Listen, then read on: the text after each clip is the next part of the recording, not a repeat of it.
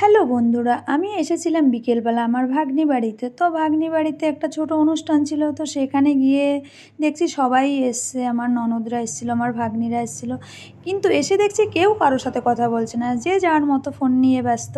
ইনি বড় ভাগ্নি, ইনি ফোন নিয়েও ব্যস্ত, ইনি তার থেকে বড়, সেও ফোন নিয়ে ব্যস্ত, ইনি হচ্ছেন আমার ননদ, সেও ফোন নিয়ে ব্যস্ত, আর ইনি হচ্ছেন আমাদের পাশের বাড়ি একটা দিদি ভাই, সেও ফোন নিয়ে ব্যস্ত।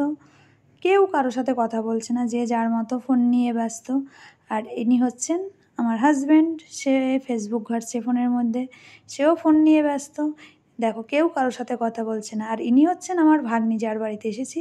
সে বলছে ফোনে নাকি পুরো সমাজটাই ধ্বংস হয়ে যাচ্ছে, কেউ কারোর সাথে কোনো কথা বলছে না, যে যার মতো ফোন ঘাঁটছে। এটা ইনি বলতে চাইছেন।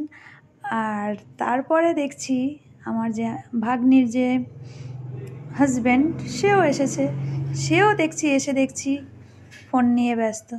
তো দেখো, সত্যিই তাই, মানে ফোনে সবাই এত ডুবে আছে যে কারোর সাথে কথা বলার মতো কোনো সময় নেই। এটা হচ্ছে নাতি, সেও ফোন নিয়ে ব্যস্ত। তো তোমরা দেখলে তো এমন অবস্থা।